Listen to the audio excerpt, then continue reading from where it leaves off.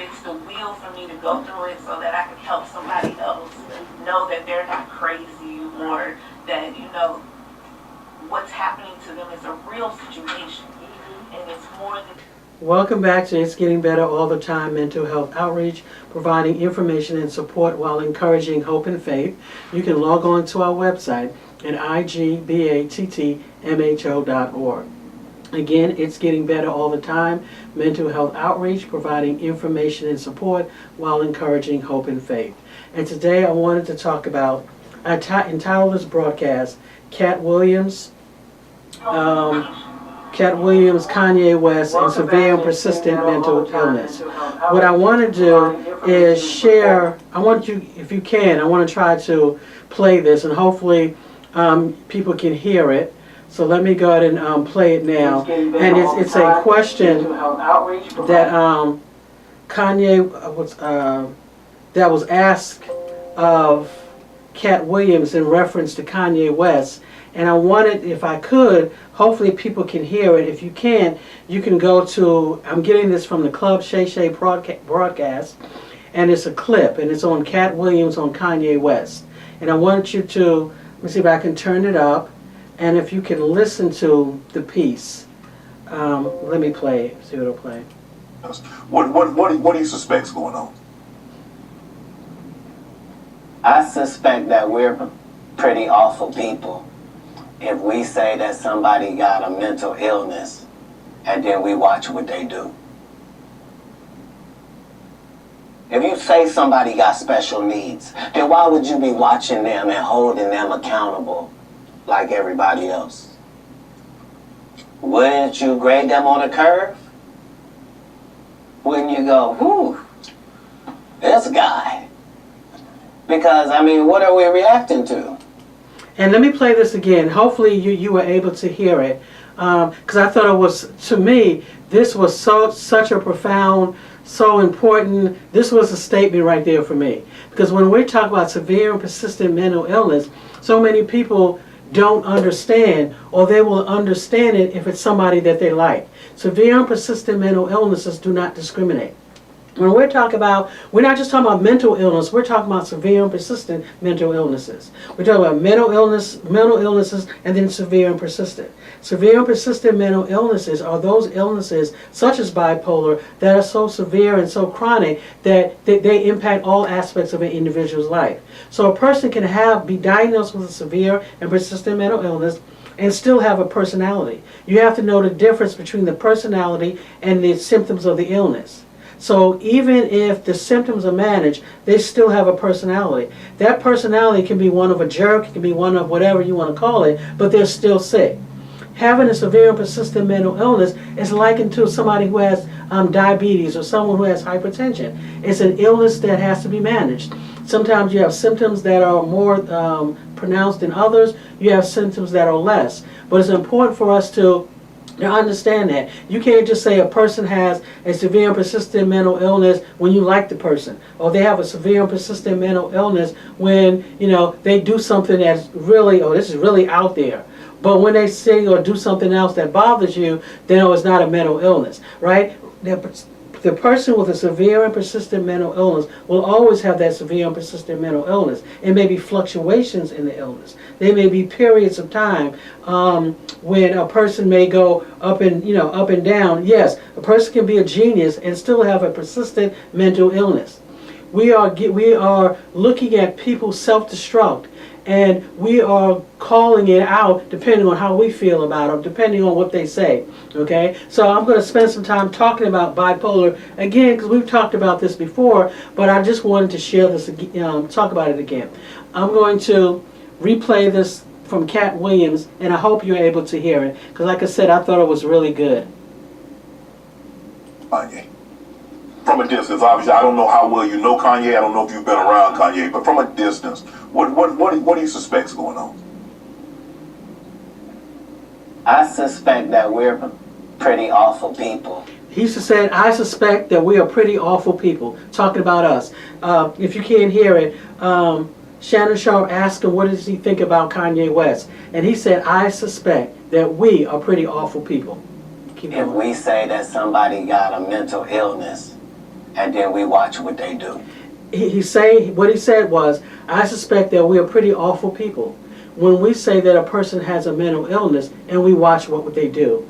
Some of you are watching what Kanye West do just like it's a joke, right? And then we wonder why people don't want to get help. We wonder why people don't say there's something wrong with me. And then when you say, you call out the symptoms, then there are people who say, oh, he's just doing that to get attention. He's just doing that. Come on, why would a person in 100-degree weather, in 0-degree weather, walk around with a whole bunch of sweatsuits on and heated and, like they dress for the winter, right? They do that because it's the symptoms of their illness, right? But again, we give and take. And this is the reason why, one of the reasons why stigma is still very much alive, because people are afraid to come out. People are afraid to say what's going on with me because they don't want to be marginalized. They don't want to be talked about. Again, severe and persistent mental illness, a person has a personality. Just because the person has a personality that you like or don't like, or they are exhibiting signs of their personality that you like or you don't like, doesn't take away from the fact that they have a chronic, persistent, long-standing mental illness that they will always have, that needs to be managed with medication, and the symptoms may go up and down. Everybody's different. Some people may have less symptoms, some people may have more. Some people may have symptoms which will require an inpatient hospital visit, some people may not. Some people can do it outpatient. Some people are able to manage their symptoms without their medications or without medications, but by following coping strategies. Some people need both. So everybody is different. You can't compare everyone with the bipolar. Well, I have bipolar and I don't talk like that, or I don't do that. Well, that's because your symptoms are managed. Or your symptoms, I have schizophrenia. I don't go out and do certain things. That's because you don't have those types of symptoms. Within the category of schizophrenia, within the category of bipolar, there are certain symptoms. Everybody may not have all of those symptoms, but there are certain symptoms that are characteristic of being diagnosed with that particular diagnosis. So let me play this again. Distance. What do you suspect's going on?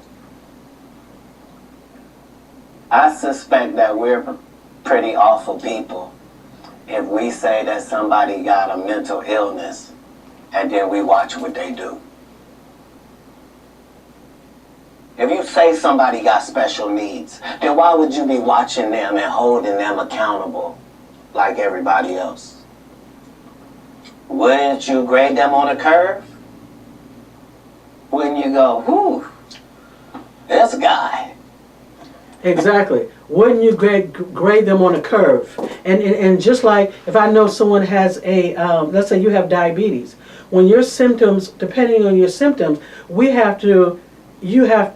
grade you on a curve, so to speak. What is that curve? You going out somewhere, what you have to make sure you have your medications. You may have to take an extra piece of fruit. You may have to make sure that you're exercising. Why? Because you have an illness, and because of that illness, there are certain things that you have to do to make sure you stay well. It's just like a person having severe and persistent mental illness. But one of the symptoms of a person with severe and persistent mental illness is a need to feeling like you don't need to take medications. It's not a person willfully doing that. That is a symptom of the illness. So again, let me play this again. Kanye, I don't know if you've been around Kanye, but from a distance, what do you suspect's going on? I suspect that we're pretty awful people if we say that somebody got a mental illness and then we watch what they do. If you say somebody got special needs, then why would you be watching them and holding them accountable like everybody else? So when a person let's say we get ready to go out, right? And we are getting ready to go out to a party or something like that, or to church or wherever we're going. And you have, and let's say I'm the person that I have diabetes, and I have an episode. Right? You're not going to say, oh man, why is she doing that now? She's just doing that because she want to be seen. She's just doing that to get attention. No, you're going to have compassion. Say, oh wow, is there something I can do? Can I get you, something to drink? Can I get you something, help you out, get your medications, or what do you need from me, right? Because we understand diabetes is a chronic illness, but just like persistent mental illnesses are chronic illnesses. These are not, when a person has an episode, it's not something that they're just trying to put on or just something they're trying to do, right? A person could be a genius and still have a bipolar disorder. So one of the symptoms when we talk about bipolar disorder, and I would encourage you to kind of get this bipolar disorder. Let me pull the one up. I want the one. This is the one on children and teens, but there's one you can go onto our website, igbattmho.org, or you can go straight to nimh.nih.gov, and it talks about bipolar disorder.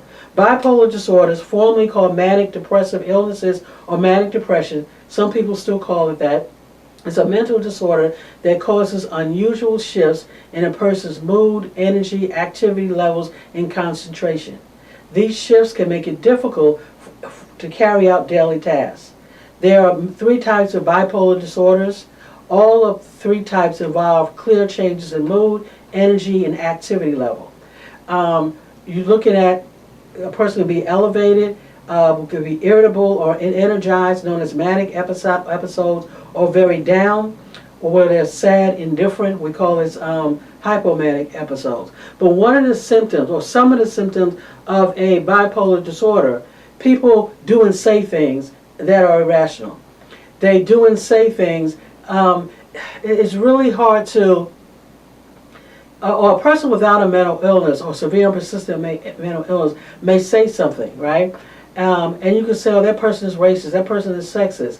But when a person is in a manic episode or with a severe and persistent mental illness, they're like a sponge. They can pick up anything that they hear or whatever they think because there's no filter. They don't have the ability at that moment to kind of challenge what their thoughts are. So again, some of the symptoms of a manic episode are feeling up, high, elated, extremely irritable or touchy. Now, people in this state, they're excellent writers. I know somebody who paints really well, and her paintings are actually hanging in some galleries because she's that good. She will go, when she's on one of her episodes, she'll go for days without sleeping, and she'll just draw. Right? And people look at that and say, wow, that's just so wonderful. But they don't understand the physical cost, the cost to her mental health that it took to get that. So some people feeling jumpy, they're more active than usual. They have a decreased need for sleep. Oh, wow, he's such a genius. He can stay up all night. Talking fast about a lot of different things and going from one thing to the other, like flight of ideas. Racing thoughts, the thoughts can't slow down. Feeling able to do many things at once without being tired. Having excessive appetite for food, drinking, sex, or other pleasurable activities. You need things to feed the activity. So one of the things that we see with individuals with untreated or poorly treated bipolar disorder when they're having a manic episode is that they spend a whole lot of money. They may have sex with 50, 60 different people in a week.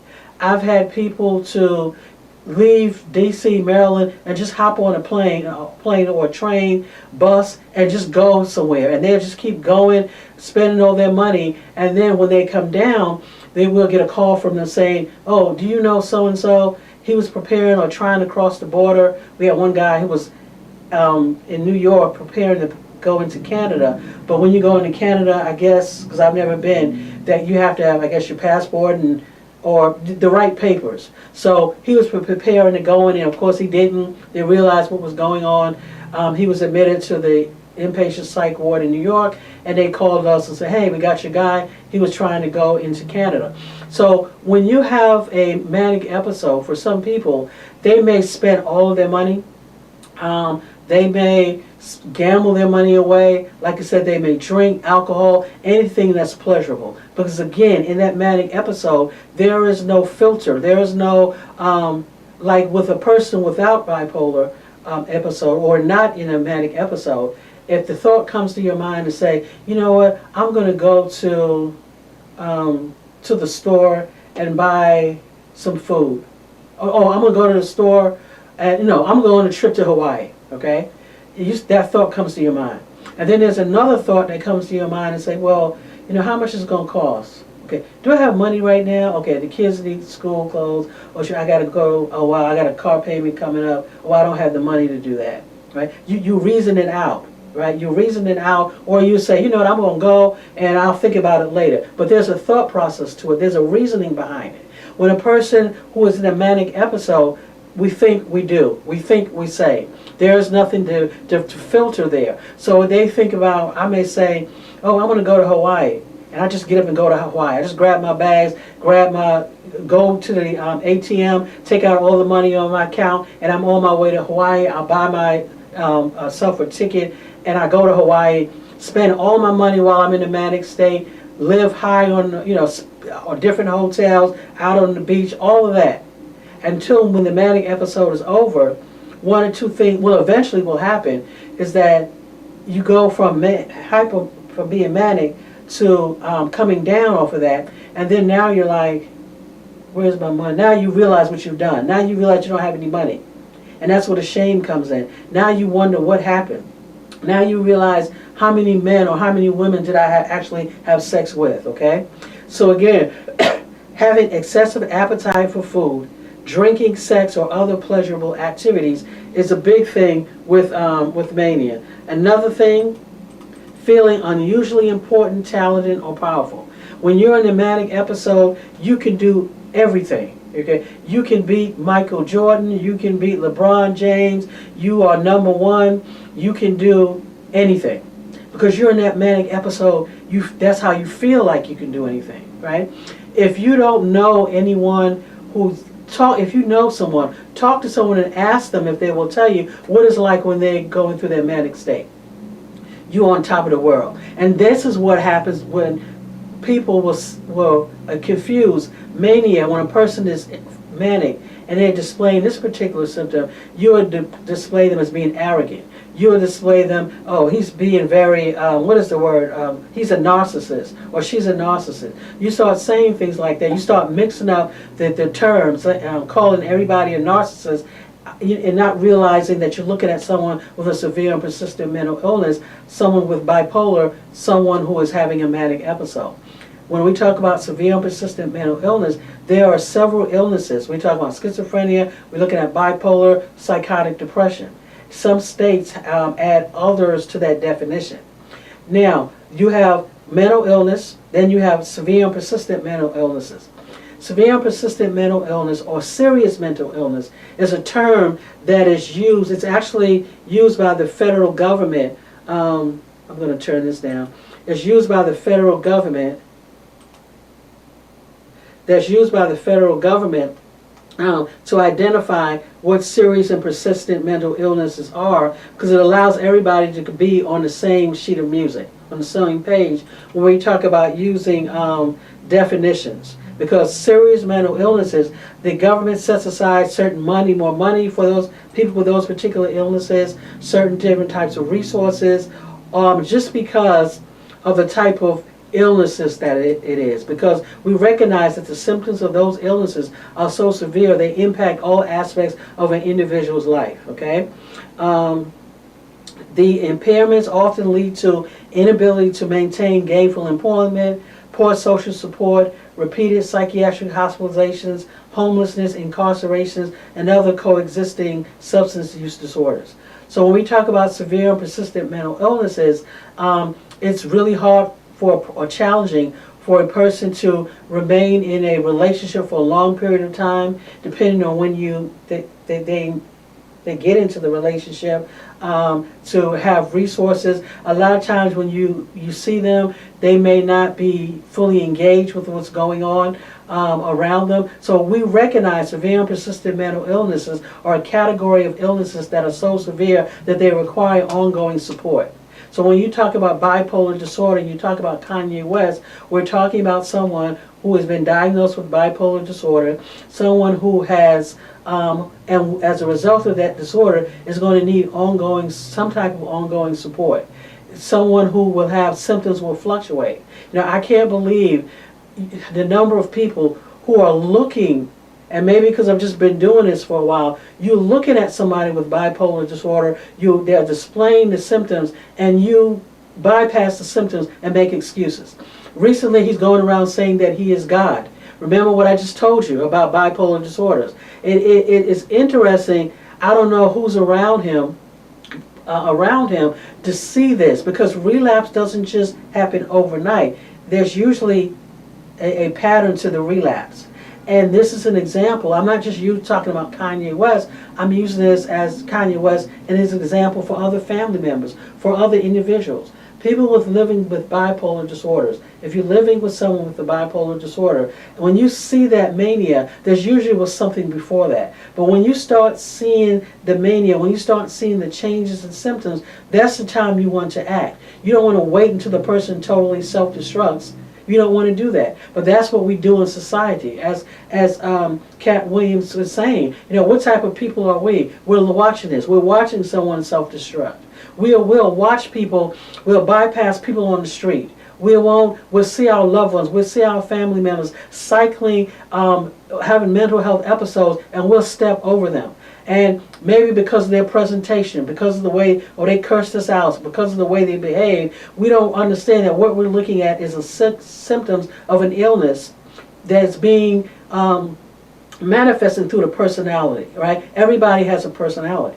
But when you're talking about someone who's saying, I don't no longer believe in God, I am God. Okay, that's a symptom of the illness. That's different from someone else who just you can't compare a sick person to a person who's not sick, right? You can't compare a person who, as Katt Williams said, wouldn't you grade that person on a curve? When you see these symptoms, wouldn't you get that person help? Wouldn't you encourage that person to get support? Right? Wouldn't you encourage that person to get help for that individual? Right? Why are we so focusing on, when you see these symptoms, you automatically are triggered by something that this person said that you didn't like, or that they're talking about your favorite person, or they hurt your feelings, that you're overlooking the fact that this person is ill. This is a symptom of their illness. So when you're looking at hypomania, or mania, because there's a difference. There's manic mania, and then there's hypomania. And talk about mania. You're looking at someone that unusually important, talented, or powerful. And then you have the depression that goes along with this, right?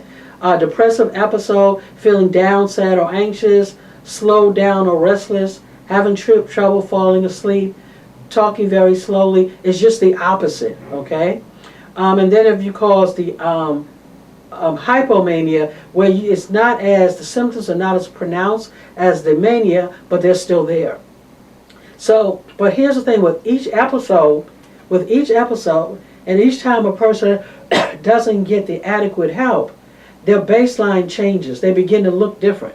So when you look at I don't want to use Kanye West as an example, but when you look at someone, okay, their first episode that they may have had at 21, right? If they're not taking medications, or they're halfway taking medications, they're not doing as well, it takes longer for them to get back to a normal for them.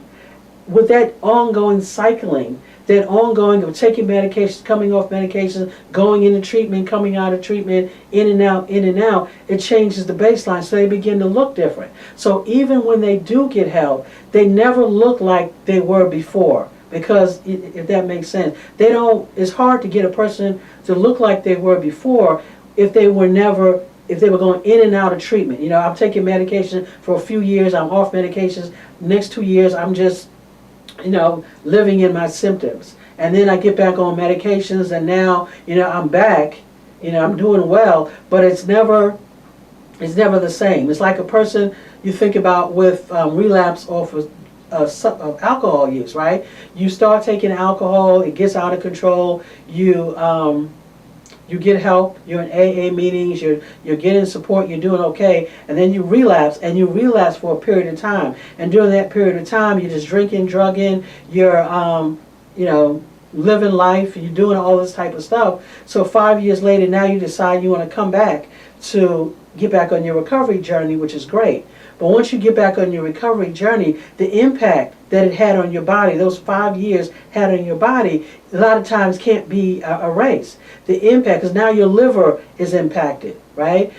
Now maybe you have tuberculosis, which happens a lot. Now maybe you have HIV or are diagnosed with HIV. Now, or whatever, right? Physically, it's taking a toll on you. So you were here before, then you relapse, right? Now you're back, and now you don't go back here, you come back here, right? So now the next time you're fine, but now you relapse again. Well, you relapse again, okay, and then you're going through this cycle, let's say another 2 or 3 years. You were taking your medication that you needed, you're no longer taking it, so now other symptoms and other things are coming back up. So now when you go back, get back on a relapse, back on recovery, you're still not where you were. So it's similar to people with serious and persistent mental illness, right? You have to manage the illness. Okay, it's hard to get back to where you were if you're not managing your illness properly. So again, there is treatment for severe and persistent mental illness. People living with a serious and persistent mental illness can have children, can keep a job, can live their lives just like anyone else, but it takes managing the illness. As I always say before, we have to normalize severe and persistent mental illnesses just like we normalize diabetes, just like we normalize hypertension. We expect a person to have a relapse. It's not a surprise. We expect to see fluctuations in symptoms with a person living with bipolar or schizophrenia or another serious and persistent mental illness. It's not surprising. We expect it. We expect a person with diabetes to have to manage their symptoms, who may, even if they're managing the symptoms, they may have an episode. We expect that. So again, when you're talking about a bipolar disorder, it's not a thing where you get well and you're forever fine. That happens with a small population, small percentage of the population, but that's not with everybody. So you have this thing where a person is diagnosed with the illness, they may be fine for a while, and then because they're fine for a while, you're thinking, oh, they're okay, and then when something happens, you think, oh, they're just saying that. Instead of focusing so much on what they're saying, how about trying to see what we can do to get this person help? Okay, what they're saying is a symptom that this person needs help. Let me see if I can move through this quickly in my 6 minutes that I have here.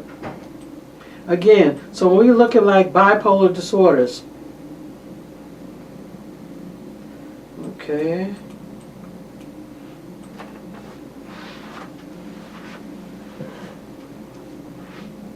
During an episode, a person, a manic or hypomanic episode, and as I said, that's a less severe form of mania, hypomania.